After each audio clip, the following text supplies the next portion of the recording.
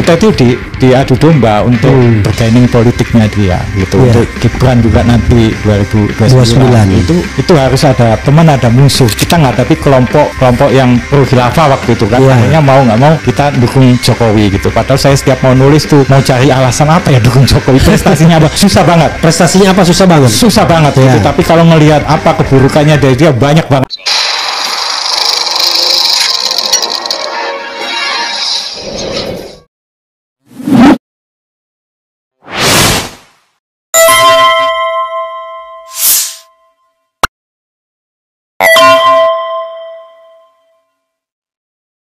Entah kenapa juga kok ada muncul keberanian wacana waktu itu, saat itu PDIP mau menggabungkan munculkan Mas Anies untuk menjadi gubernur Jakarta. Ingat nggak? Iya. Bukan lagi ingat. Saya sudah bikin dia ketika dia pamit sama emaknya. Saya udah bikin siap-siap deklarasi. Ternyata tidak jadi. Dan saya tuh hampir nggak yakin waktu itu. Saya tanya Mas Hasto, Mas, ini beneran nggak? Iya, tulis aja gitu. Anies PDIP akan beneran masih. Iya benar. Tapi kan hanya selang beberapa jam itu kan kemudian berubah. Sampai saya gini, wah jangan-jangan ini saya hanya jadikan ini tes case saja ini tes ombak aja gitu loh. Test the water itu kan. Testing the water aja gitu. Enggak, ini sungguhan gitu. Tapi kemudian tiba-tiba berubah. Nah, saya tahu itu. Jadi sebetulnya udah selesai. Sebetulnya saya sama Mas Anies itu, walaupun di sempat itu saya justru dilabeli kadrun diserang sana sini. Informasi sedikit ya, saya agak potong. Kemarin kita ada acara di Taman Ismail Marzuki, saya bertemu beliau dan beliau bertemu dengan Anies juga. Ya, makanya fotonya nggak saya posting. Kan ada saya foto sama Bang Refli sama Anies kemarin, tapi sama Mas Anies nggak saya posting di medsos. Khawatir saya nanti dilabeli kadrun lagi, saya diserang kadrun. Padahal saya pertama kali nyiptain kadrun tuh. Terus gitu. Padahal sebetulnya aslinya sudah selesai sama Mas Anies itu. Kita harus gabung gitu, kelompok nasionalis dan anggaplah sama kelompok akademisi kritis sama Islam politik, kita harus gabung sekarang melawan kita Jokowi gitu. Kita sekarang selama ini dipecah belah. Nah, tanda keharmonisan kita saya kira bukan lawan Jokowi ya, mungkin Jokowi sebagai simbol ya, simbol kemarukan ya, keserakahan gitu. Silakan. Dinasti politik simbol itu. Nah, kita harus gabung gitu. Karena toh asalkan nggak hal-hal yang sifatnya substantif, misalkan sampai merubah dasar negara dan sebagainya itu saya yakin kan nggak sepakat kayak Bang Refli kayak gitu dari dulu juga. Nah itu kita harus bergabung gitu. Tapi sayang waktu itu ya, begitu mau usulin Mas Anies itu kok tiba-tiba nggak jadi. Menurut Anda kenapa berubah? Informasi yang Anda dapatkan, ada nggak dapat informasinya? Ada yang mengancam mengundurkan diri dari partai itu. Mengancam mengundurkan diri dari partai itu kalau sampai Anies yang diusung. Kok hebat sekali itu orang itu? Ya, cuma Ahok doang. Kan Ahok kan? Enggak, saya nggak nyebut Ahok lah. Tapi kata orang 3 orang yang saya dengar. Kata orang salah satunya Ahok kan? Aduh, saya nggak mau nyebut. Iya kan? Ya, iya. Pokoknya ada itu sudah terdengar tuh, salah satunya Ahok. Ya, tapi Mas Hasto sangat sungguh-sungguh waktu itu benar-benar mau sama ya mungkin ketemunya juga lah itu. Solusinya begini, kalau kita nggak mau terpolarisasi bangsa ini ya harus merangkul mereka, dan itu sungguh-sungguh. Tapi karena ada yang main ancam kayak gitu tadi ya akhirnya batal. Aku juga kaget, masa Megawati tunduk sama Ahok. Ya, itu kan Ahok kan anak kos juga. Saya nggak bilang Ahok loh, nggak bilang itu Bang Refli ya. Ada orang yang katanya Ahok, kata orang sih ya. Ngancam mengundurkan diri. Karena Ahok kan anak kos juga dia kan. Anak kos juga dia Ahok. Oh, nggak tahu itu. Nggak, maksudnya anak kos dia kan juga baru gabung. Pendatang kan. Iya. Bisa gitu. Cuman saya nggak mengatakan beliau itu Bang Refli. Pokoknya ada 2-3 orang yang ngancam mengundurkan diri. Itulah yang terjadi sampai detik-detik terakhir. Mas Anies batal. Pada waktu itu kalau sampai jadi diusung oleh PDIP, wah itu bagus itu kita. Bagus bagi PDIP juga ya? Ya, bagus bagi PDIP. Untuk 2029 itu PDIP sudah punya calon tuh. Ya, dan kekuatan oposisi juga bagus gitu, gabung gitu kan. Itu. Kalau sekarang kan tanggung itu Pramono. Nah, saya lihat memang Anies ini memang beberapa kali mau dicegal, termasuk ya di Partai Demokrat dulu itu. Jokowi kenapa dulu banyak mendukung kita? Sebenarnya aslinya itu jegal Anies. Iya, karena kalau untuk mengkriminalisasikan Anies lewat kasus formula itu terlalu nyolok. Ya. Nah, waktu itu kan ditengarai bahwa Partai Demokratnya SBY kan akan mendukung Anies untuk Capres 2024. Nah, makanya ini harus diganggu gitu. Tapi kurang ajar, Jokowi nggak tanggung jawab. Gitu, Anda sudah ikut terjun ke sana, karena itu dia tinggalkan gitu. Ya kita kalah terus kan di pengadilan. Padahal apa susahnya gitu loh. Ya karena dia menguasa. Padahal dia gitu. Ternyata apa? Yaitu setelah berhasil membuat AHY datang ke istana, dia dan mau gabung sama Jokowi, sudah itu misinya selesai. Selesai gitu. Ya. Itu yang buat saya kecewa. Jadi semuanya ini hanya bergaining kekuasaan aja. Jadi jangan lupa sobat Dero sekalian, AHY itu gabung dengan Jokowi itu gabung dengan kekuasaan itu bukan pada zaman Prabowo, tapi zaman Jokowi. Ya, akhir masa jabatan Jokowi. 6 bulan sebelum pemerintahan selesai kan? Ya. Dengan alasan macam-macam lah ya kan? Gitu. Itu. Nanti dianggap misi kita selesai, sepertinya begitu. Oke. Padahal awalnya ya nggak ada pilihan lain kecuali ini harus menang Demokrat. Kubu Pak Muldoko. Oke, maaf ngomong ya. Ada nggak yang bisa Anda bocorkan? Harus menang kubu Muldoko itu, apakah Anda pernah terlibat dengan pembicaraan dengan siapa misalnya, atau dengan Jokowi? Pernah nggak? Agak berat juga sebenarnya. Tapi mudah-mudahan abang-abang saya yang di Partai Demokrat KLP, pimpinan Pak Muldoko dulu.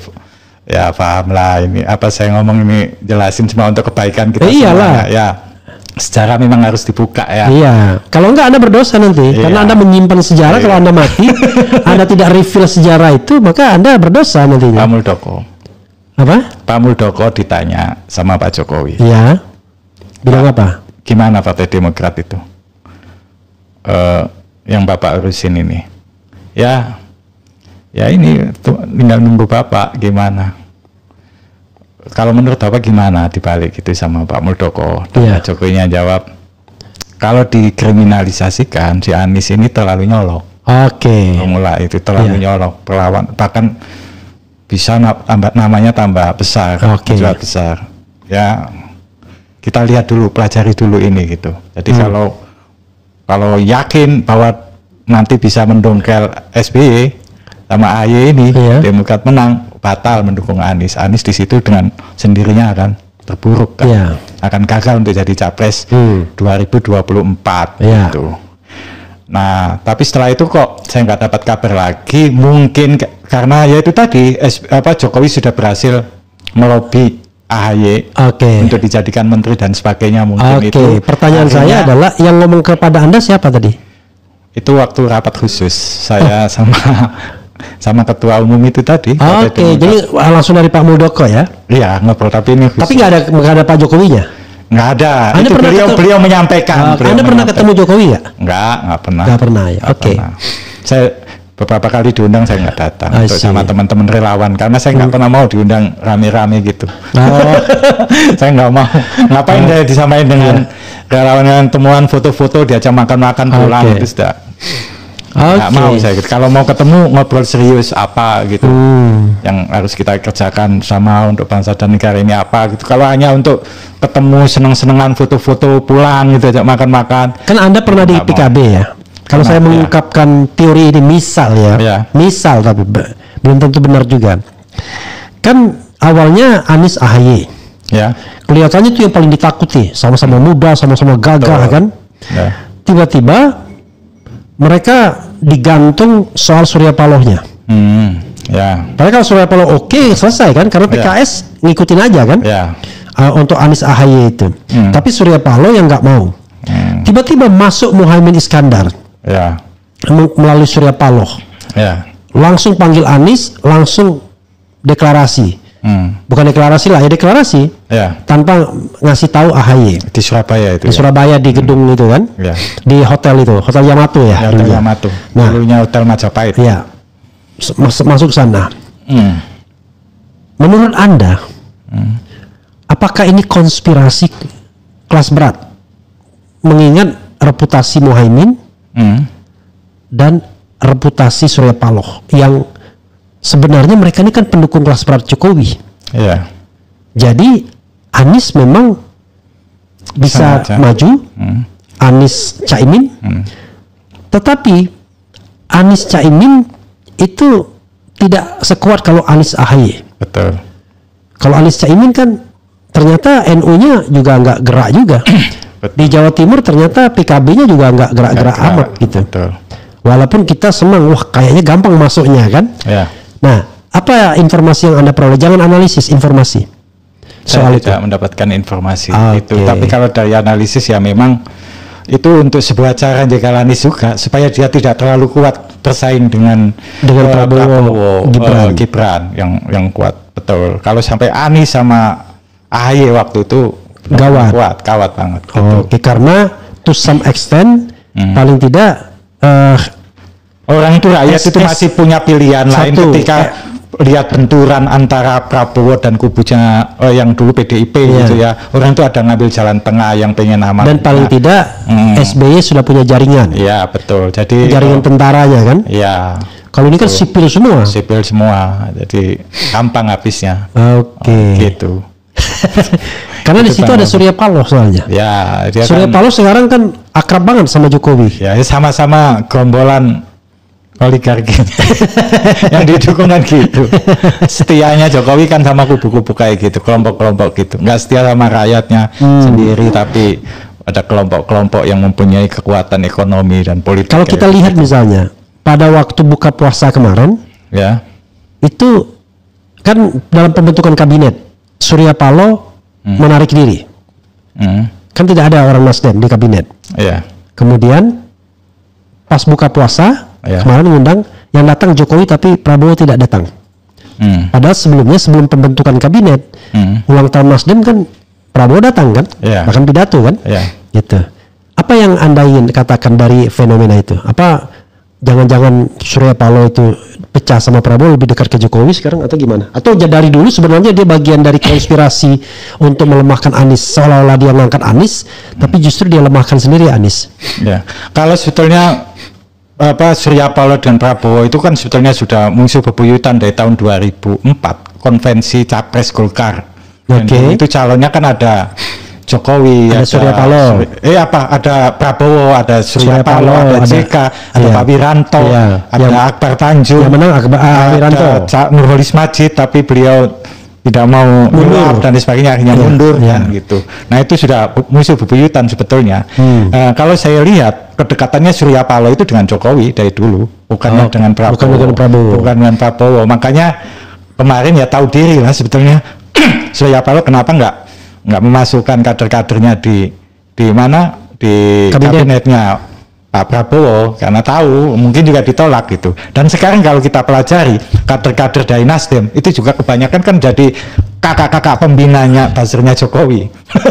Ya kayak Irma Suryani, Caniago kayak gitu-gitu kan banyak ngomongin Jokowi melulu, tapi untuk masalah Prabowo-nya jangan diangkat dia. Jadi kayaknya seperti mereka ini melindungi kepentingan politiknya Jokowi saja. Tapi gitu. Kan dulu Metro TV sempat ampun-ampun katanya. Sudah mau bangkrut segala layoff dan lain sebagainya ketika mencalonkan Anies itu. Ada omongan begitu kan? Ya kayak gitu. Tetapi kan ya itu yang penting kan saat ini kan dia nggak bersikap berseberangan dengan Prabowo, itu saya pikir sudah menunjukkan apa permintaan maafnya ke Prabowo gitu. Oh enggak dong, ke Jokowi kan dulu kan ampun-ampun ke Jokowinya ketika Jokowi masih berkuasa dan Nasdem mengusulkan atau mendukung Anies kan ampun-ampun tuh bisnisnya Metro TV itu. Iya. Tapi kemudian malah sekarang kelihatan akrab lagi karena kepentingan politiknya sama. Oke, ini analisis ya, karena Anda tidak mendapatkan fakta maka saya tidak ingin melanjutkan analisisnya itu ya. Oke, apalagi yang ingin Anda sampaikan sebelum saya membacakan komentar Sobat Era sekalian tentang Anda dan barangkali ada pertanyaan di situ. Silakan. Ya, kita sebagai sebuah bangsa, anak-anak bangsa harus sadar bahwa kita selama ini diadu domba sama Jokowi dan elit-elit pendukungnya, elit politik pendukungnya yang punya kepentingan politik yang sama. Kita itu diadu domba untuk bergaining politiknya dia gitu. Untuk Gibran juga nanti 2029 itu harus ada teman ada musuh gitu. Seperti dulu kita tuh sebetulnya nggak ada pilihan lain untuk mendukung Jokowi itu karena kita menghadapi kelompok yang pro khilafah waktu itu kan, makanya mau nggak mau kita dukung Jokowi gitu. Padahal saya setiap mau nulis tuh mau cari alasan apa ya dukung Jokowi, prestasinya apa, susah banget. Prestasinya apa susah banget gitu. Tapi kalau ngelihat apa keburukannya dari dia banyak banget gitu. Tapi gak hanya gara-gara lihat lawan politiknya, maka kita mendukung Jokowi gitu ya. Selain yang pertama kali karena terbuai oleh. Sekarang saya tanya kepada Anda ya. Anda kan lulusan pesantren. Pesantren mana? Tebu Ireng. Tebu Ireng lagi. Tebu Ireng kan tempatnya Gus Dur kan? Itu kuburan kamar saya dulu itu sekarang dipugar jadi pelebaran makamnya Gus Dur. Anda Tebu Ireng berarti Anda Gus Dur. Gus Durian Anda ya? Enggak juga ya? Saya kan nggak bisa tersekat-sekat gitu. Lah. Tetapi latar belakang Anda adalah Anda NU ya? NU. NU secara kultural ya? Kemudian Anda pernah jadi di PKB. Nah, pertanyaan saya ya, tapi ini pribadi Anda. Kenapa orang NU itu ya, Anda kan NU kan ya, lebih pro Jokowi dan sangat tidak suka Anies atau apalagi kalau Habib Rizik. Padahal kalau kita lihat dari sisi keislamannya, kan jauh lebih Islami Anies dibandingkan Jokowi. Kenapa Anda kok sangat pro Jokowi dan tidak suka Anies? Bahkan sampai sekarang pun saya lihat ketika ada Raja Ampat ini, kita sama-sama belain lingkungan dan lain sebagainya, NU melalui Ulil Absar Abdallah ngomong beda lagi. Dan ada orang NU memang di situ kan, di kepengurusan BUMN, anak BUMN yang di Raja Ampat itu. Kenapa? Kalau dulu ketika NU berseberangan dengan kubunya Habib Rizik itu memang persoalan ideologis. Dianggap kubunya Habib Rizik yaitu mau mendirikan negara khilafah itu, apalagi waktu itu Habib Rizik kan gencar mengkampanyekan negara syariat gitu kan, syariat Islam, syariat Islam itu loh, istilahnya apa sih, negara sistem syariat gitu kayak gitu ya. Itu khilafah nggak jauh beda dengan itu, memang bertolak belakang dengan NU itu nggak bisa itu didamaikan kayak apapun persoalan ideologi itu nggak bisa. Kita pernah tahu sendiri garis perjuangan NU yang sangat moderat, yang sangat mencintai NKRI dan mendukung penuh dulu founding father kita itu, bahkan sebelumnya Bung Karno menetapkan Pancasila itu kan juga sempat konsultasi ke Kiai Hasyim Asy'ari kan, pendiri NU itu. Nah kalau masalah itu tadi itu memang susah damai. Jadi masih pure lah waktu itu. Contohnya sama Anies dianggap menjadi simbol kelompok 212 Habib Rizik. Nah sekarang NU sekarang kok beda kayak gitu. Ya itu sekarang izin pertambangan kita tidak dikasih permen tuh. Gitu. Dikasih permen. Ya. Biar saya tidak terlalu bias ke NU. Saya tanya begini aja. Di Pilpres 2024 ya kan? Kenapa Anda lebih suka membela misalnya Anda sendirilah. Lebih suka membela Ganjar yang tidak ada track record agamanya ketimbang Anies yang Anda anggap ekstrim, padahal Anies nggak ekstrim orangnya. Kan Anies yang mana ada ekstrim-ekstrimnya? Anies itu sangat barat, bahkan lebih barat dibandingkan Ganjar. Ganjar nggak pernah sekolah di Amerika, Anies 6 tahun di Amerika. Nggak mungkin Anies menjadi seorang yang ekstrim, radikal. Mungkin orangnya sangat modern minded dia cara berpikirnya. Bahkan Anies belum tentu loh mengenal ide-ide sosialisnya seperti Prabowo yang PSI bapaknya kan. Tapi Anda kok terus mulai beli dia ekstrim. Itu dulu. Nah di 2024 saya bilang kenapa Anda kok nggak padahal kan 2024 saya belum pernah sekalipun menyerang Mas Anies lagi. Karena ada serangan baru.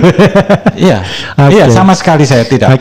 Jadi saya mendukung Mas Ganjar di 2024 Pilpres 2020 bukan berarti saya anti Anies. Salah itu.